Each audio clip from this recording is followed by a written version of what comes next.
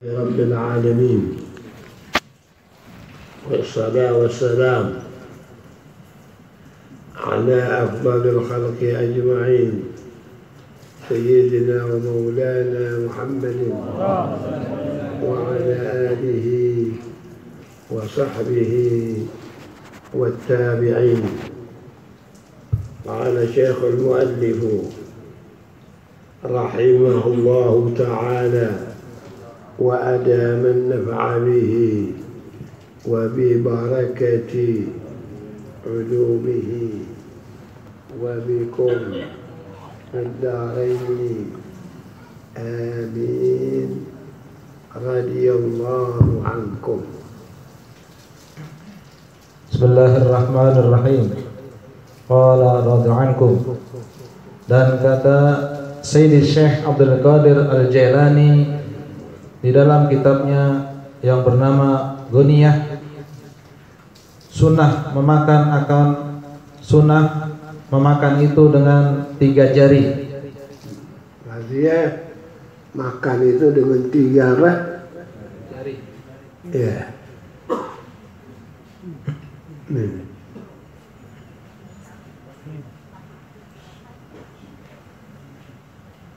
Satu, 2, 3. Ini nggak masuk, yang bantuin aja. Kalau dilepas begini lolos. Lihatin. Tapi ini bukan fungsi, cuman bantu dorong. Tuh, nggak dapat tuh kalau begini. Nah, dapat. Jadi yang dihitung 3 jari itu 1, 2, 3. Kelingking, jari tengah, jari manis. Jelas? Ya, terus. Dan inilah makna kata Al-Arif Billah Sayyidi Sayyid Abdullah Al-Haddad di dalam kitabnya yang bernama Masahid Diniyah. Ini Habib Al-Haddad sekarang komentarnya. Terus, Wa kul bisababah, makanlah engkau dengan jari telunjukmu wal wusta dan jari tengahmu wal ibham dan jempolmu. Oh begini. Tuh. Terus, wa ini tajta ilal isti'anah bil baqiyah, kalau ente berhajat kepada bantuan jari-jari yang sisa fi nahwil urs fala ba'sa, seperti nasi atau fala ba'sa, nggak apa-apa. Jangan bilang kemarin kalau lu makan nasi 3 jari sebulan, suruh semua tumpahin berendam, sekali angkat 3 biji. Terus artinya, dan makan olehmu akan makanan itu dengan telunjukmu dan jarimu yang tengah dan ibu jari tanganmu. Dan jikalau engkau berkehendak meminta tolong dengan jari yang tinggal itu pada seumpama memakan nasi, maka yaitu tiada mengapa memakan dengan yang lebih daripada 3 jari itu. Seperti perkataan Imam Syafi'i kan tadi, yang makan 1 jahat, yang 2, yang 3 sunnah. Itu biar 5-5-nya, kalau udah nasi nggak apa-apa gitu. Terus, dan adab yang kelima, bahwa jangan ia mencapai akan suatu. Yang kedua, bahwa jangan ia mencapai akan suap. Yang kedua, melainkan ia telah menelan akan suap yang pertama itu. Ini adanya di Maulid nih. Nih, yang bikin biryani atau nasi kebuli enak. Nah itu dia baru masuk, dia masukin lagi lah. Dia masuk api nongol di sini. Baru tuh lah. Masukinnya begitu, salah itu.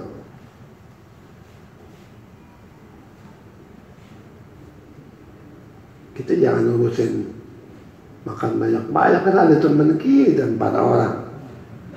Itu kan milik 4 orang dari yang mengadakan acara.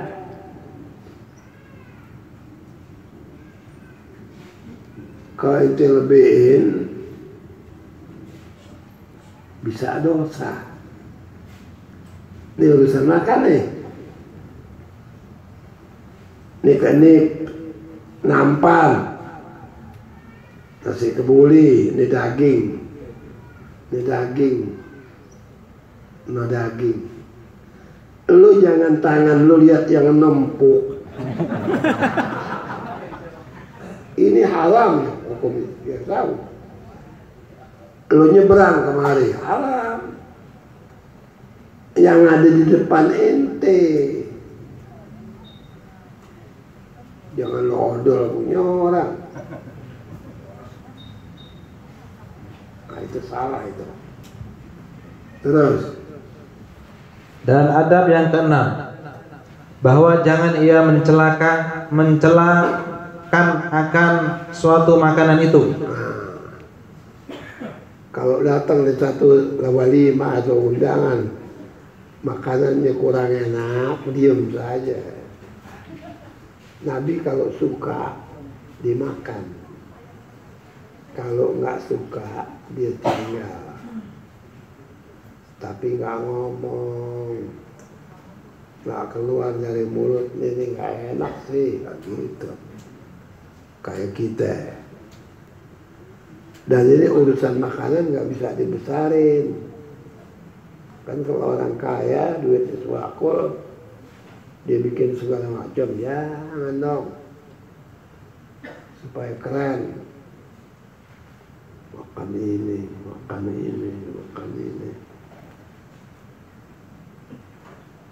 Terus. Karena adalah Nabi Shallallahu Alaihi Wasallam tiada pernah mencela akan makanan sekali-kali. Iya. Sebab itu rezeki dari Allah.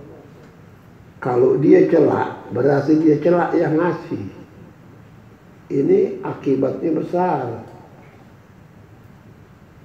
Artinya yang nentuin Allah. Maka jangan dikata nggak enak, diam aja udah. Itu tukang masak berantemnya sama tukang masak. Dia nggak berantem sama tukang cabai, enggak. Terus adalah ia apabila berkenan ia akan suatu makanan, maka memakan ia akan dia. Dan jika ia tiada berkenan, maka meninggalkan ia akan dia, dengan tiada mencela ia akan dia. Dia diam aja. Dia diam. Begitu. Nggak kesal hatinya. Pan kita kalau kondangan jauh, yang undang di Bandung, masakannya butut, pegal gitu kan, perut lapar. Nah, ini adat orang ini begini, jangan biarin. Doyan nggak doyan makan. Kalau kuat perutnya tinggalin. Ada yang begitu, undangannya di Bandung. Makanannya kucing gimana? Ya nggak bisa kita makan umpamanya, nggak enak kan? Itu hati-hati tuh, mulut, hati, jaga.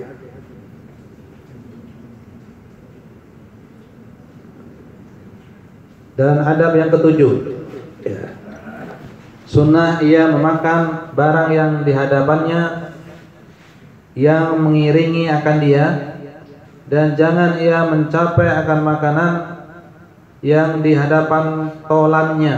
Loh, kan makan berempat, jangan tangan lu ke sono, kemari. Yang dia depan lu tuh lu makan. Mau dagingnya sekutil kan? Ya udah bagiannya. Ada yang dia seret dari tengah. Itu dosa besar. Tengahnya diseret, dideketin ke dia. Makan dari pinggir kalau di Islam. Tengah jangan disentuh. Terus makan di pinggir sampai habis. Suapan kedua terus. Kan bolong tuh, kurang. Ini juga begitu, kurang. Habis deh, gitu. Itu makan cara Islam. Terus. Dan jangan ia mencapai akan tengah hidangan, dan jangan tengah tahu yang saya sebut tadi itu yang disingkirin atau dia suap tengahnya, itu orang nggak punya adab sama sekali, orang nggak punya akhlak. Terus, dan jangan ia memakan daripada tengah roti atau lainnya. tuh, apa aja deh, roti dipotong pinggirnya makan, nasi kebuli pinggirnya makan, jangan disodok tengahnya gitu bolong bong. Wah. Terus, dan sunnah ia memakan daripada tepinya, tuh, melainkan jika roti itu sedikit padahal yang memakan itu orang banyak, maka sunnah dipecah-pecahkan akan dia dengan tangannya. orangnya banyak, satu nampan 8 orang, nah itu dipecah.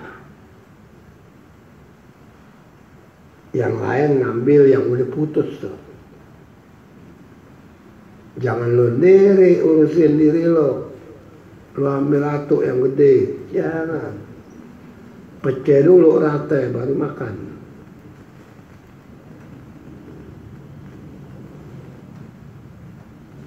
Terus. Dan jangan dipecahkan roti itu dengan sikin. Jangan roti daging dipecahkannya pakai pisau, jangan. Pakai tangan. Wah, kalau orang yang pakai dasi sinyo, ada sinyo banyak sinyo. Dia nggak mau tuh. Dia makan pakai pisau tangan kiri. Itu Rasulullah larang keras. Ambil itu daging dengan tangan, menggigit dia. Jangan kau potong.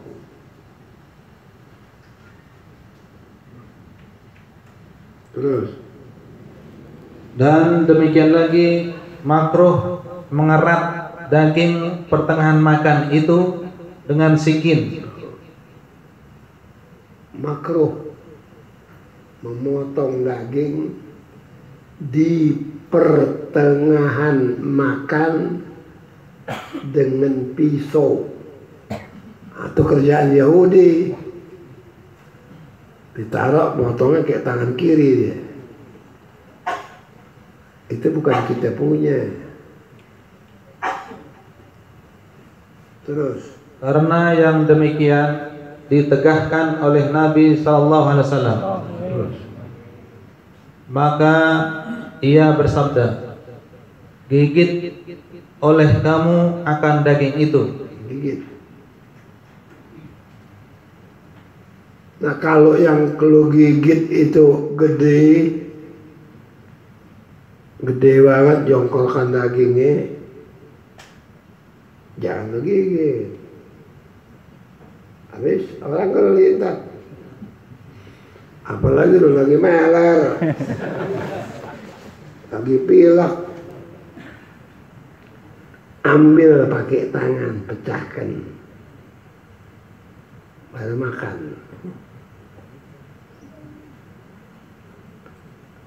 Kalau yang ente pegang, itu cara makannya pakai gigi, sedikit-sedikit. Tapi kalau yang punya orang banyak, diambil dulu pakai tangan. Kalau enggak, tuh orang nggak mau.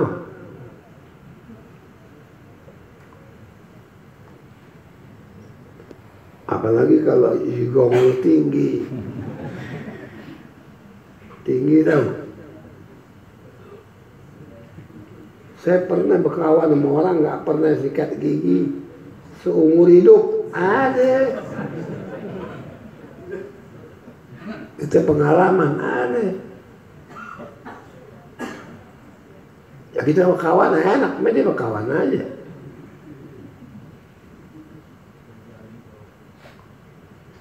Giginya nggak ada yang rusak kan aneh. Nggak bolong, nggak apa, nggak normal. Terus. Dan adab yang kedelapan, bahwa jangan ditaruh akan suatu di atas roti itu, sama ada suatu itu daging atau lainnya,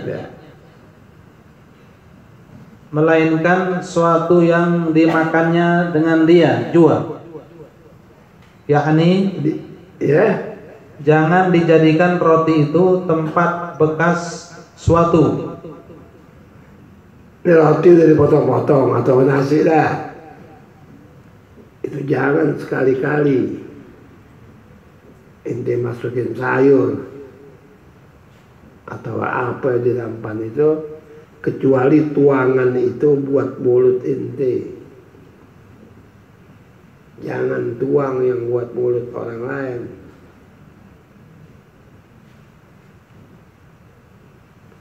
Kecuali ada orang soleh di situ. Nah, kita rebut tuh bekasnya.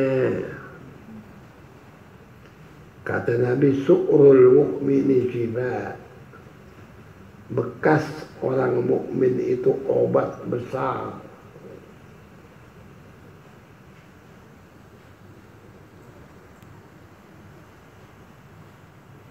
Terus, karena sunnah kita memuliakan makanan itu, seperti sabda Nabi sallallahu alaihi wasallam, akrimu al-khubza fa inna Allah akrimu al-khubza fa innahu nazala fa inna Allah ta'ala anzalahu min barakatis sama. Hormatilah roti itu, karena roti itu bibitnya dibawa Jibril dari langit. Jadi asalnya di bumi, tidak ada gandum.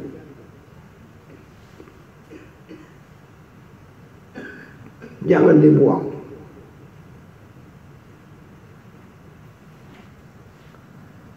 Dan anbiya semuanya makan gandum, nggak ada yang makan nasi.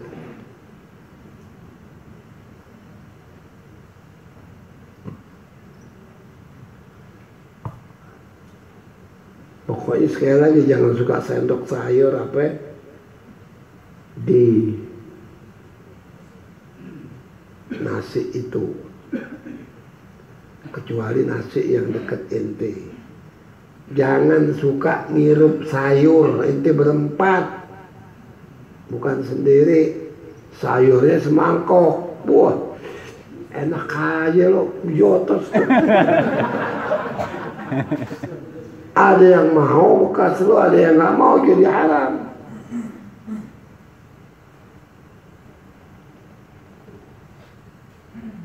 Itu banyak begitu juga kejadian. Terus, artinya muliakan oleh kamu akan roti itu, Karena bahwasanya Allah Ta'ala menurunkan akan dia daripada berkah langit. Iya. Terus. Dan sunnah tipis tuh, itu dari langit. Ada banyak di kitab itu yang dari langit ada. Terus. Dan sunnah jangan disapu tangannya itu dengan roti. Begitu-gitu yang roti disedot begitu sampai habis. Nabi incat tuh sisa makanan yang nempel di tangannya. Terus. Tetapi sunnah kemudian daripada makan itu menjilati akan tangannya itu sampai bersih. Kemudian maka membasuh akan dia. Udah nggak ada tuh bekas-bekas nasi hati sebutir. Satu butir nasi lu jangan tinggalin di piring. Orang yang baik itu kalau makan piringnya bersih, nggak ada satu butir bekas dia makan tinggalin nasi. Nggak ada.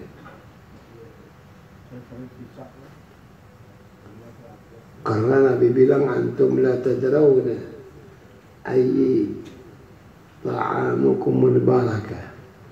Kau waktu sendok nasi itu ke piring itu pasti ada keberkahan dari nasi itu, tapi kau nggak tahu yang mana. Nasi yang beli ini nggak tahu. Taunya apa? Kalau dihabisin sampai bersih pasti dapat itu keberkahan. Kadang-kadang yang kau tinggal itu yang berkah.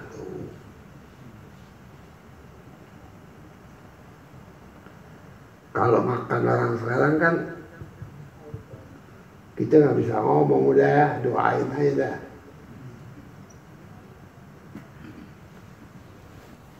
Iya, ini zaman udah zaman kotoran.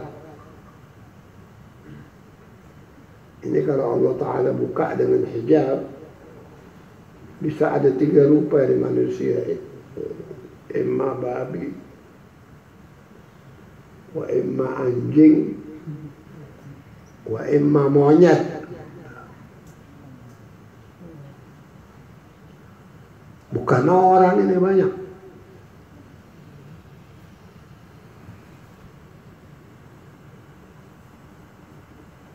Terus. Tetapi jangan menjilati akan tangannya itu pada pertengahan makan, karena yang demikian itu mengaluti akan hati orang yang bersama-sama makan dengan dia. Lagi makan berempat, jangan suka gedein mulut, tangan dijilat. Mengaluti itu jadi orang gele. Habis lo jilat, lo suap lagi. Makan aja deh, kelar jilat gitu.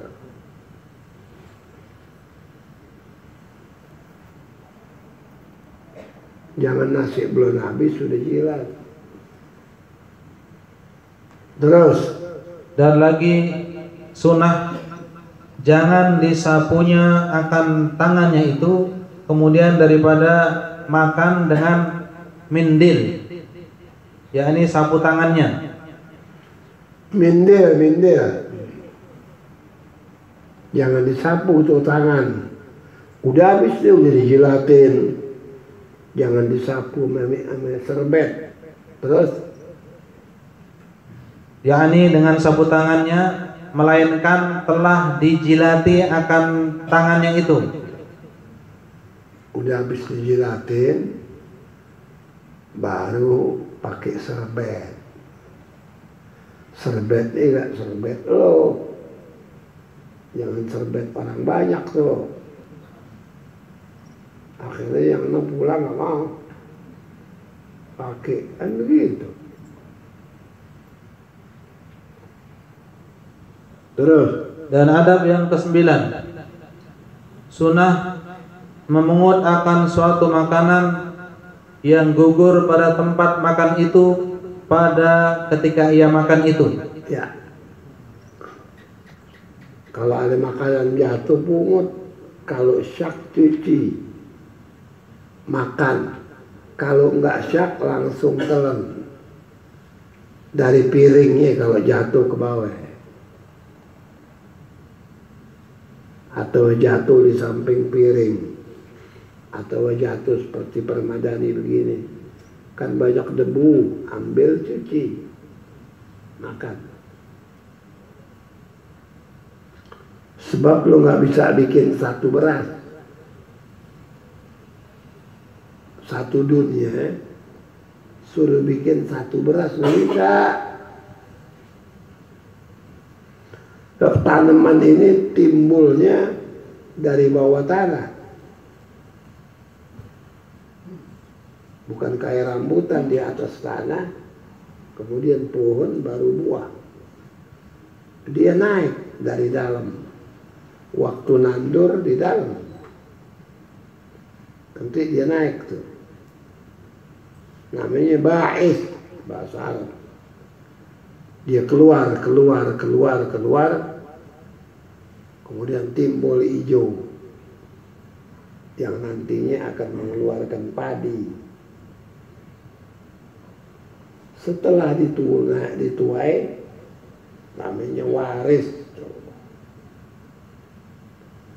Oke, Pak Tani kalau dia ngaji waktu nandur tiap-tiap dia celup tuh bibit, subhanal ba'isul waris, subhanal ba'isul waris, subhanal ba'isul waris.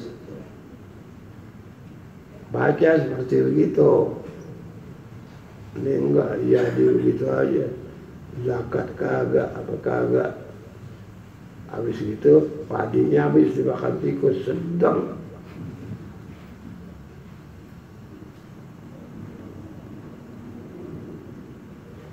Terus. Dan jangan ia benci memakan akan makanan yang gugur itu. Jangan. Geli maksudnya. Wah, itu kalau dokter kuman, virus, atau jin yang masuk namanya, gue nggak tahu. Itu nggak bakal apa-apa, nggak bakal sakit, nggak kalau cara begitu. Pokoknya Islam punya ajaran kalau dilakuin pasti benar, pasti nggak ada madaratnya, pasti nggak ada bahayanya. Itu pasti tuh. Cuma diajarin dulu makan itu yang jatuh, nah, kalau kotor cuci.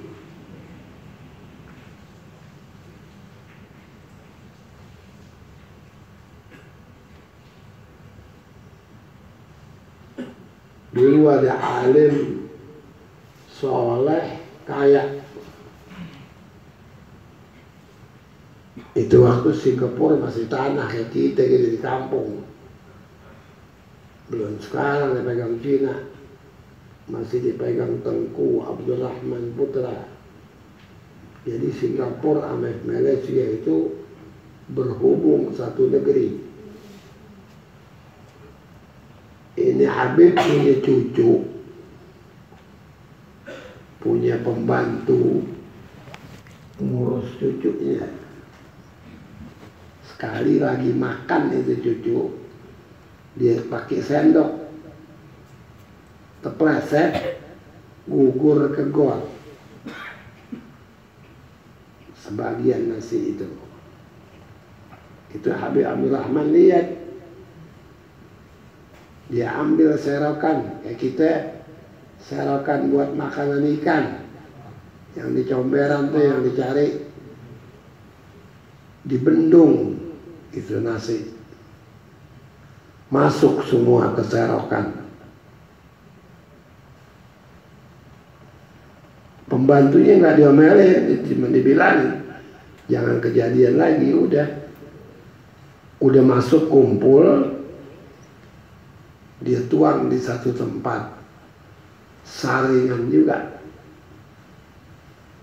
Saringan itu ditaruh di satu wadah, diseduh pakai air mendidih, dikupiak, baru diangkatkan airnya turun, diseduh lagi, dimakan itu sisanya. Allah. Ini kaya raya, alim besar, dari takutnya sama Allah Ta'ala, dari ayat yang menyebutkan summa la tus'alunna yawma idzin 'anil na'im. Nanti di hari kiamat nikmat yang saya berikan sama kau pasti saya tanyai, sumpah Allah. Na'im itu jamak dari nikmat. Jadi seluruh nikmat bakal ditanyai dan minta dipertanggungjawabkan. Itu terbuang di comberan sampai begitu apa itu.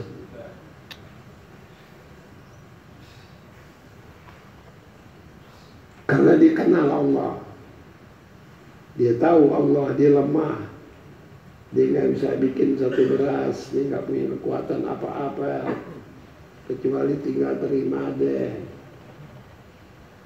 Nah kalau jagoan preman,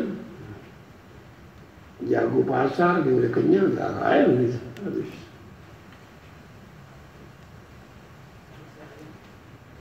Baik. Kok dikasih ayam dosa? Kalau jamin habis, kenapa? Ini yang nggak boleh nggak habis. Lagi makanan yang dibakul atau di tempat sekarang apa ini?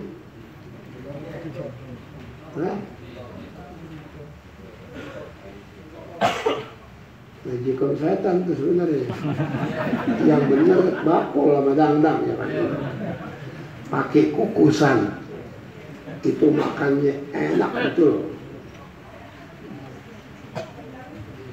Itu sebagian besar zat nasi diambil itu Magicom.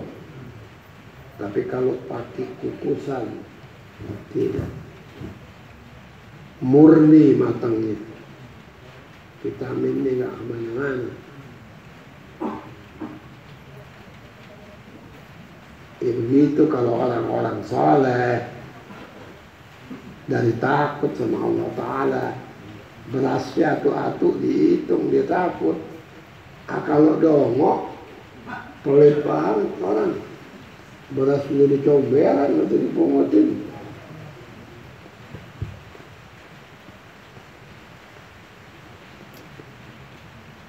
Itu perbedaannya antara orang yang tahu Allah sama yang enggak.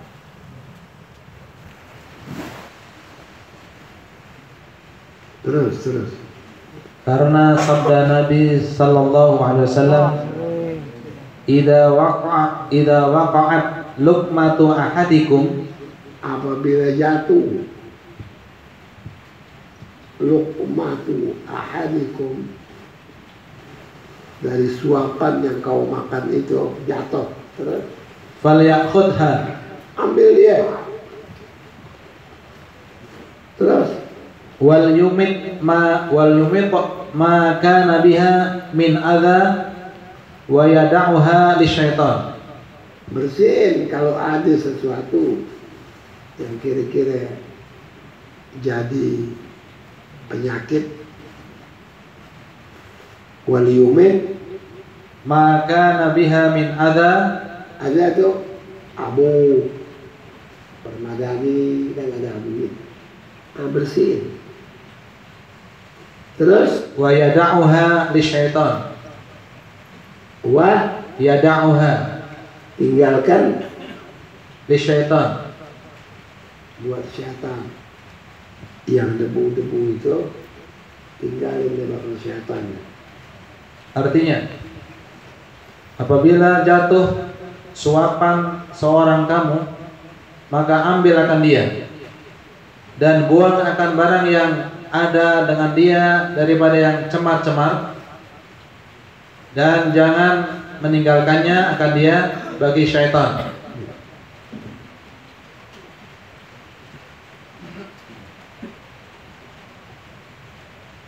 Jadi nggak boleh ada yang ketinggalan.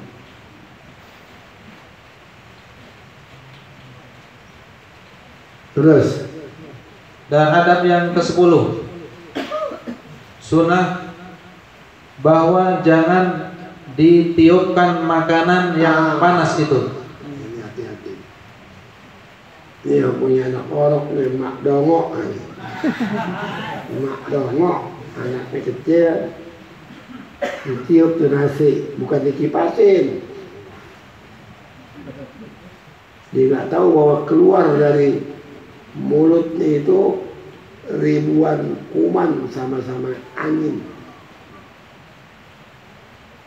Dia nggak ngerti. Mulut kalau diam begini, kumannya banyak nih, nggak masalah. Tapi kalau dia keluarkan, seperti dia beludah, ditelan lagi, masalah.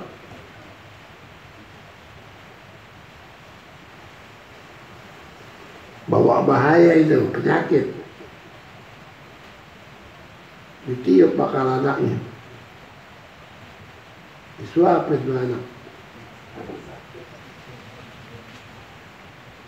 Makanya mak dongok gua panggil. Habis siapa? Apa? Kuman. Ini yang dikhawatirkan bukan urusan keberkahan dulu.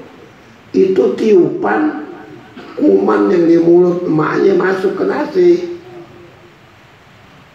Tuh anak disendokin, masuk tuh kuman sama nasi ke badan anak kecil itu.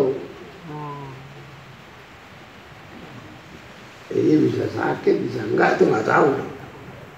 Urusan belakangan, tapi keterangannya begitu.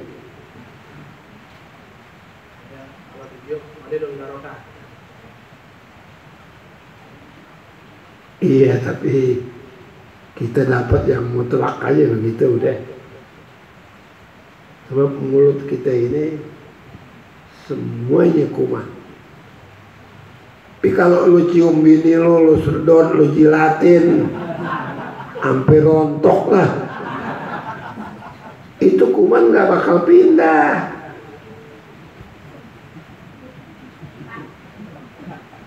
Kan rapet tuh, enggak. Tapi kalau lo gitu itu laki lo tuh, wah itu kena.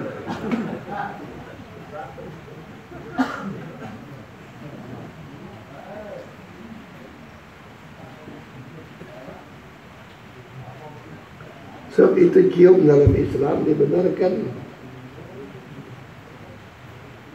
dibolehkan. Begitu.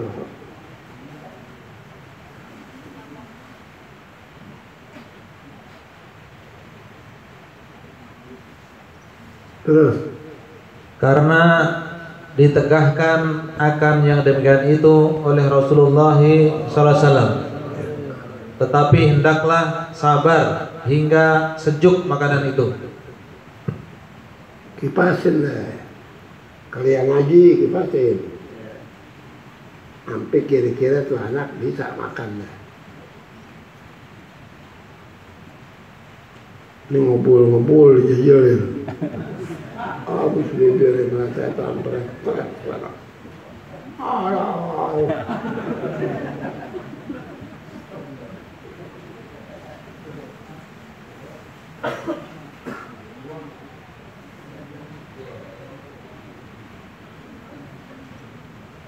Terus. Dan adab yang ke-11, Ya. sunnah bahwa ia memakan korma dengan gasal, yaitu 7 atau 9 atau 11. Ini begini, makanan orang Arab itu gandum sama korma, itu yang am. Rata keduanya dimakan orang banyak.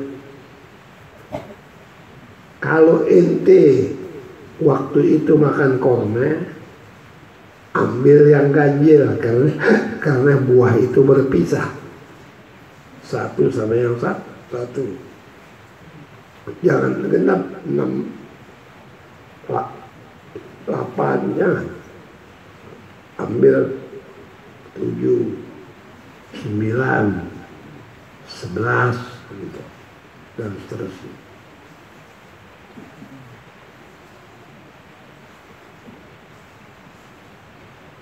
Tapi ulama, setengah ulama dari ilmu tib, dari ilmu kesehatan dan ilmu kedokteran, itu makan korma banyak itu mewarisi lamur mata deh. Kau itu kita deh.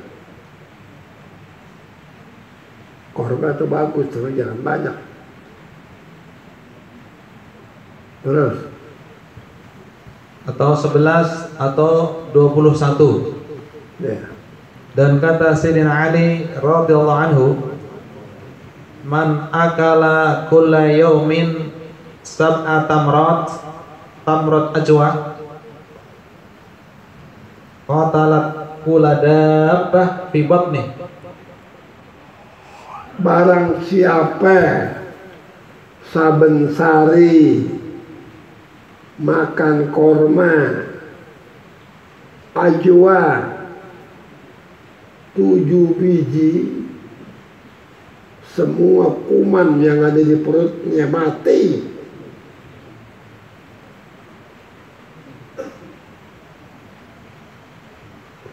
Nasi dan disodok semangkok, asinan pedas lagi, wah, pulang dia salah tingkah udah, bisa nyembur nih gitu. Terus Waman akala kulla yaum 21 zabibah hamra lam yara fi jasadihi syai'an yakrahuhu. siapa yang makan 21 zabibah hamra, kismis yang merah dari hasil gandum yang hitam, bukan hitam yang manis nih yang sekarang nih, kan banyak suka disidangin, bukan yang kecil-kecil manis, bukan. Anggur normal yang gede tapi bagus, yang manis, dia makan 21 biji, nggak kelihatan di badannya suatu yang nggak enak, panu, korengan, gatal, enggak.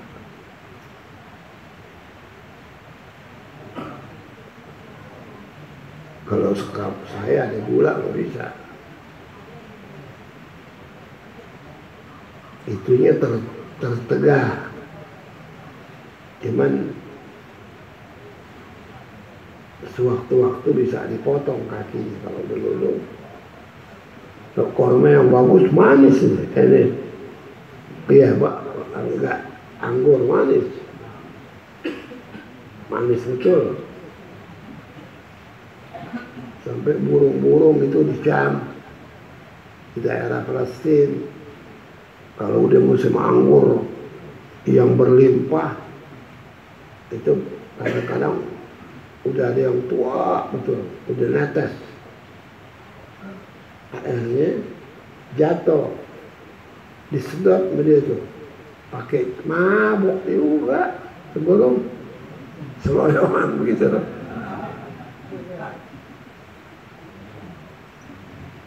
Di Quran bilang manusia ini dari jahatnya makanan begitu bagus, yaitu korma disebut 2 dan anggur, tapi sayang mereka jadikan minuman keras.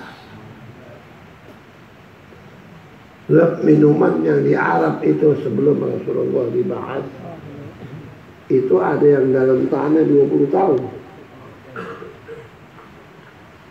Kalau kita yang minum nih, rajanya tukang mabok se-Indonesia dah. Copot jantungnya, muncrat darahnya. Itu yang diminum sama jahiliyah dulu. Wah, itu minuman keras yang dahsyat. Yang keluar dari mulutnya begitu dia telan, darah pong.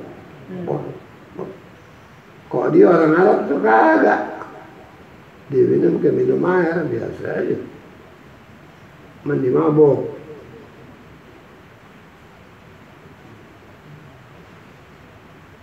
Dia mesti dipendam dalam botol kalau pengen matang puun bener.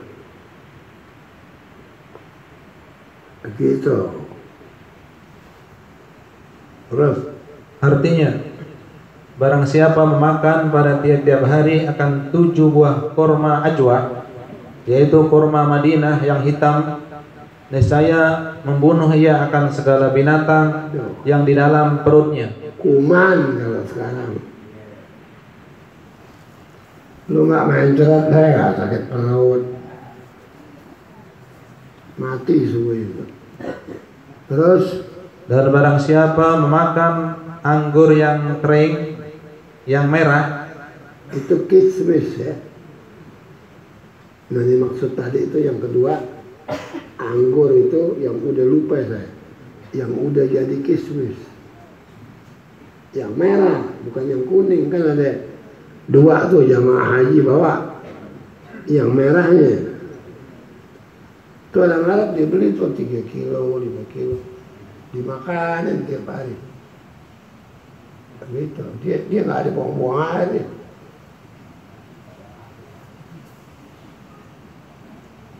Nggak ada panu, cacat di badan. Terus kismis yang merah pada tiap-tiap hari 21, saya tiada melihat dia di dalam jasadnya itu akan sesuatu yang dibencinya. Nggak lihat tuh. Apa yang dia ada memborok,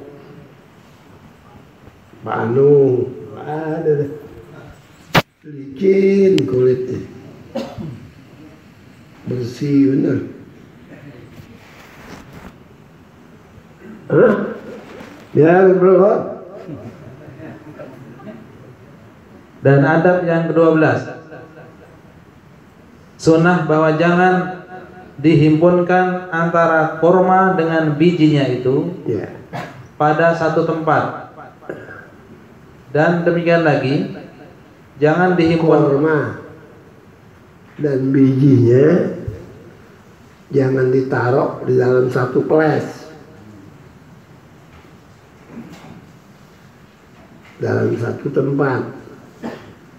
Dia punya korma, ples dimakan, bijinya dibuang ke ples itu, jangan.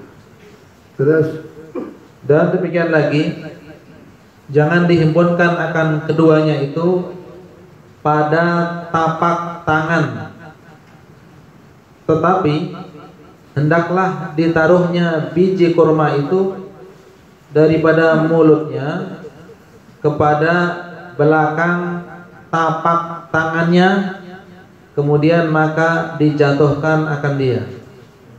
kemudian Dijatuhkan akan dia. jadi kalau kita makan korma, bijinya taruh di sini,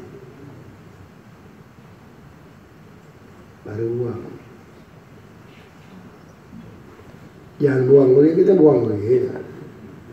Langganan deh. Terus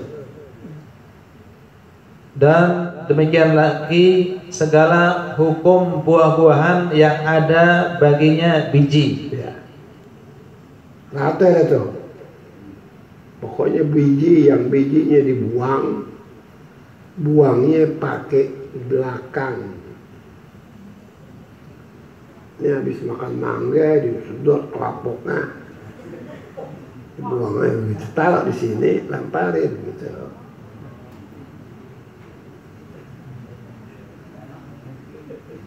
Dia kan nggak tahu apa-apa ya. Kita cuma tahu nih harum manis, Jember, udah.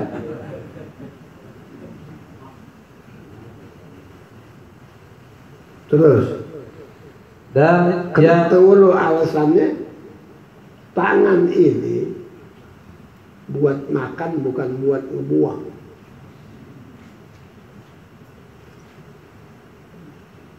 Jangan kau gunakan buat ngebuang. Ini nggak bisa bakal makan. Ayo lo tempelin di nasi lo dah. Atau hampir tangan lo encok, kalau masuk lo. Nah ini yang buat buangnya. Wallahu a'lam wa ilmuhu atam wa la ilma lana illa ma 'allama. Al-Fatihah.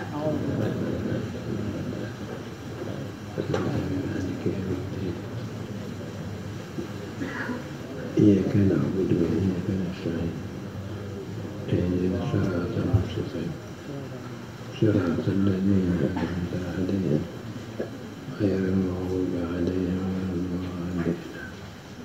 اللهم اغفر لنا ولا بالسرع وبلا في قلوبنا وطهر قلوبنا وحسن من قلبنا وعافنا واعف عنا واغفر لنا وارحمنا وعلى طاعتك أعنا. اللهم إنا نسألك اللطف مع التدبير بما جرت به المقادير إنك على كل شيء قدير وبالإجابة جدير بجاه حبيبك محمد البشير النذير. اللهم اجعل جمعنا هذا يا الله يا كريم جمعا مرحوما وتفرقنا من بعده تفرقا معصوما ولا تجعل اللهم فينا ولا منا ولا معنا شقيا ولا محروما ولا مأزورا ولا مأسوما. اللهم مغفرتك أوسع من ذنوبنا ورحمتك أرجى عندنا من أعمالنا. اللهم لا تحرمنا خير ما عندك بشر ما عندنا. اللهم اهدنا فيمن هديت وعافنا فيمن عافيت وتولنا فيمن توليت وبارك لنا فيما أعطيت وقنا شر ما قضيت فإنك تقضي ولا يقضى عليك إنه لا يذل من واليت ولا يعز من عاديت تباركت ربنا وتعاليت فلك الحمد على ما قضيت. نستغفرك ونتوب إليك. أستغفر الله أستغفر الله أستغفر الله من كل ذنب عظيم وأتوب إليه توبة نصوحا توبة نصوحا.